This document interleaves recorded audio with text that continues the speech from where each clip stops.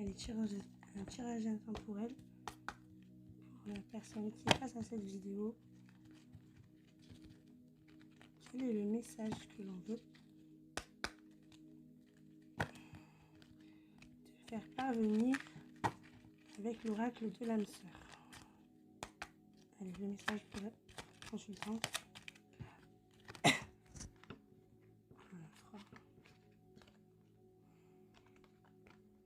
Alors, on en a 3. Afin de guérir ta relation avec autrui. Afin de guérir ta relation avec autrui, tu dois d'abord guérir celle que tu entretiens avec toi-même. Pardonne-toi, accepte-toi, aime-toi.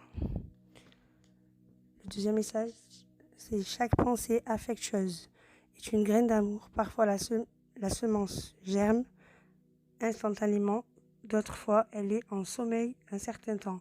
Peu importe le temps que cela prendra, l'amour n'a de cesse de grandir et de s'amplifier.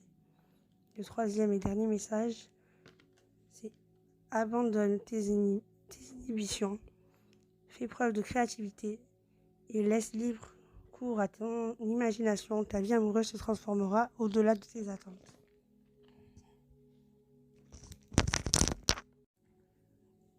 Quelle est ton énergie présente en ce moment?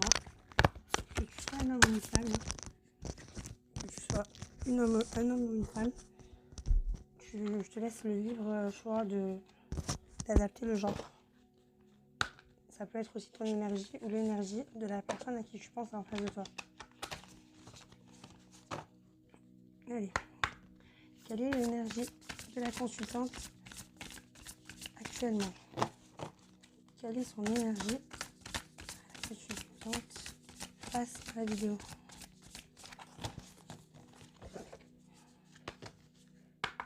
Quelle est l'énergie de la... Oula. Nous avons l'angle... Non, là, il y en a trop. Il y en a 3. Quelle est l'énergie de la consultante?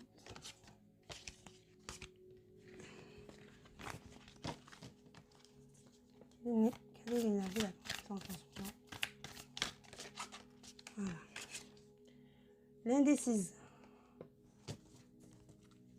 Ton énergie, justement, dans ce moment, c'est l'indécise.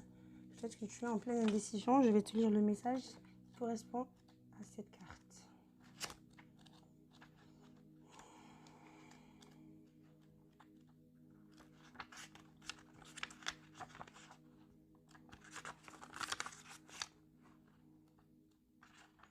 L'indécise.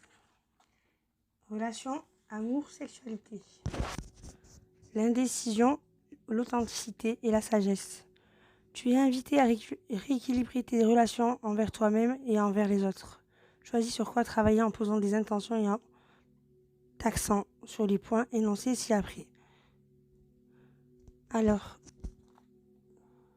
cette carte te propose de refleurir ta sexualité comme à la saison du printemps. Pour la rendre ludique, amusante, aventureuse, heureuse et de te montrer sensuelle dans ta sexualité, presque hypnotique sans rentrer dans un jeu de manipulation. Mais pour réveiller la déesse endormie qui existe en toi, on ose réveiller l'énergie de la puissance kundalinique au bas de la colonne vertébrale, être expressive, créative et libérée. Libère ta passion sexuelle qui réside en toi. Cette passion qui te rend pleinement vivante sans entrer dans une passion folie ou trop sauvage, libre, joviale et joyeuse, comme si un feu d'artifice allait éclater en toi. Laisse ton corps s'exprimer, onduler, s'étirer, danser, écoute l'intelligence de ton corps, laisse-le vibrer sans retenue, rayonner et apporter ce qu'il y a à dire et à offrir. Ok. Donc, la question qu'on va se poser, c'est comment mieux comprendre ton partenaire. Allez. Qu'est-ce que tu apportes à la relation?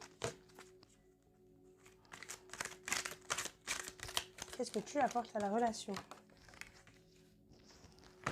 Qu'est-ce que tu apportes? Qu'est-ce que ta situation?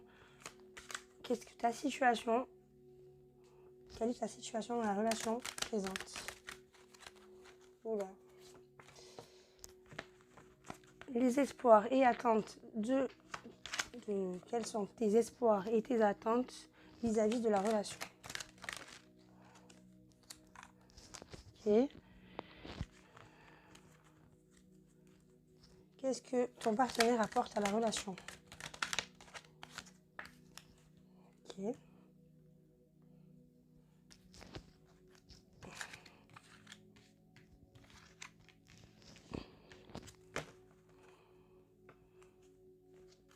Quelle est ta situation? Je vais la mettre. Quelle est la situation de ton partenaire dans la relation? Quelle est la situation de ton partenaire dans cette relation? Et quels sont les espoirs et attentes de ton partenaire vis-à-vis de la relation? Ok, hop, hop, hop, hop, hop. Je ne vois pas très bien. En dernier, je vais mettre deux dernières. Comment tu vois ton partenaire? Comment tu vois ton partenaire? Comment toi tu vois ton partenaire? Comment le consultant voit son partenaire? Et le dernier, comment ton partenaire te voit? Comment ton partenaire te voit toi? Hop là. Ok. En dos du paquet, nous parlons d'âme, de cœur, d'esprit, etc. Pour la première question, c'était qu'est-ce que tu apportes à la relation? On nous parle de prière. Tu apportes peut-être beaucoup de prières. Tu es souvent dans le recueillement. Tu es quelqu'un de spirituel. Peut-être que tu pries beaucoup. Quelle est la situation dans la relation présente? Quelle est ta situation dans la relation présente? Nous parlons de problèmes, d'adversité. Peut-être qu'il y a beaucoup de comparaisons, peut-être beaucoup de problèmes, de disputes. Peut-être que tu es en situation de rivalité aussi. Beaucoup de lutte, hein. C'est pas très, très fun tout ça. Quels sont tes espoirs et tes attentes face à cette relation? Quels sont tes espoirs vis-à-vis de tes espoirs et tes attentes vis-à-vis de cette relation? Nous avons la carte de l'eau, ce qui représente quelque chose de fécond. Peut-être que tu veux avoir des enfants. Aussi, on parle d'émotions. Peut-être que tu voudrais qu'on te partage un peu plus des émotions, on partage plus d'émotions. Tu voudrais peut-être un mariage parce qu'on parle aussi de purification avec l'eau. En tout cas, c'était tes désirs et tes attentes. Qu'est-ce que ton partenaire apporte à cette relation? La tentation. Alors lui, ce qu'il apporte à la relation, c'est qu'il te rivalise, il te fait faire... il est beaucoup dans la comparaison avec une autre personne, d'autres personnes. Il a peut-être même, c'est quelqu'un qui est considéré comme un amant. Peut-être qu'il a une moralité un peu douteuse. Peut-être que c'est quelqu'un qui est plus dans les tentations. Peut-être aussi dépendance. Et puis, la question, c'était quelle est la situation de ton partenaire dans cette relation présente? Il te rapporte. Alors, qu'est-ce qui te... La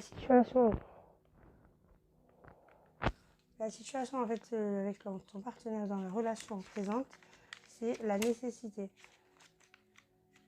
Il t'apporte peut-être une issue. Peut-être que tu vois en lui que c'est la seule issue. Peut-être que tu te sens peut-être dans l'obligation de subir, de rester dans cette relation qui est plutôt dans la comparaison, qui est plutôt dans je dirais plus une relation dans laquelle il y a beaucoup de concurrence, peut-être. Peut-être que c'est ça, vous êtes un peu dans la concurrence. Donc c'est ça que ça t'apporte. Les espoirs de ton partenaire et ses attentes dans la relation, c'est la protection. En fait, il est en attente de confort, d'appui, de sécurité. Voilà, il attend de cette relation une sécurité, peut-être une sécurité, soit peut-être une sécurité émotionnelle, peut-être une sécurité affective ou alors une sécurité matérielle. La 7e question, c'était comment le consultant voit le partenaire, comment toi tu vois le partenaire. Tu le vois comme quelqu'un de ordre, quelqu'un qui est autoritaire, qui est plutôt dans quelqu'un de dominateur, quelqu'un qui aime commander.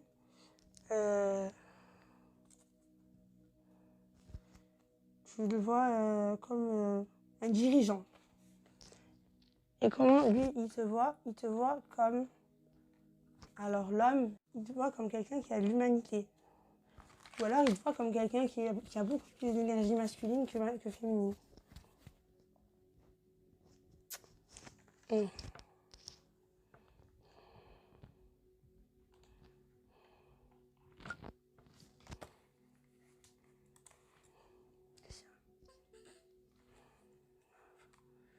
Non. Maintenant, on va essayer de savoir quelles sont tes peurs et tes doutes. Et quelles sont les peurs et les doutes du consultant? Quelles sont tes peurs et tes doutes? Tu vois, on a la carte de la femme.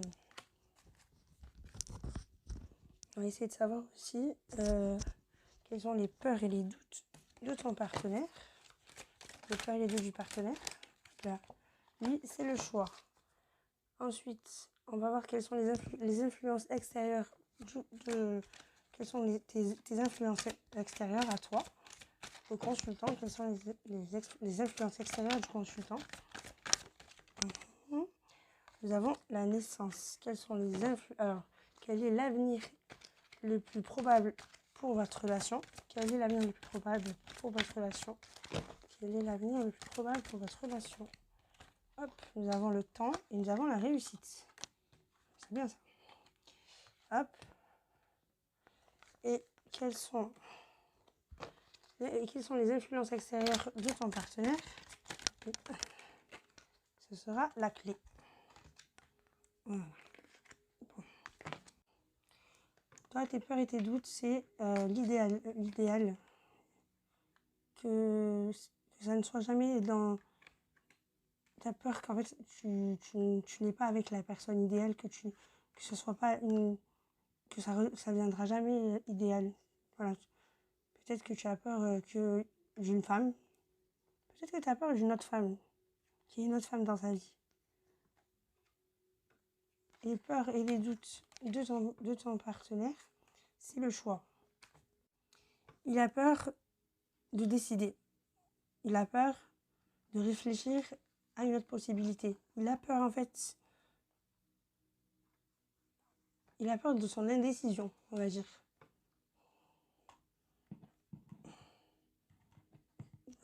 Voilà.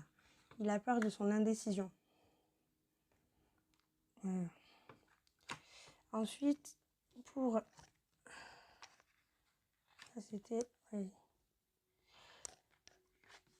Quelles sont tes influences extérieures? Nous avons la naissance. Tes influences extérieures, c'est le fait de grandir, le fait d'évoluer. Ou peut-être que c'est un petit enfant qui t'influence aussi. Peut-être qu'il y a une histoire d'enfant là-dedans. Les influences extérieures de ton partenaire, c'est la clé. C'est la solution. Peut-être que son influence extérieure, c'est le fait de découvrir d'autres choses. Peut-être c'est ses accomplissements. Peut-être que c'est ses ouvertures. Le fait d'avoir une autre solution.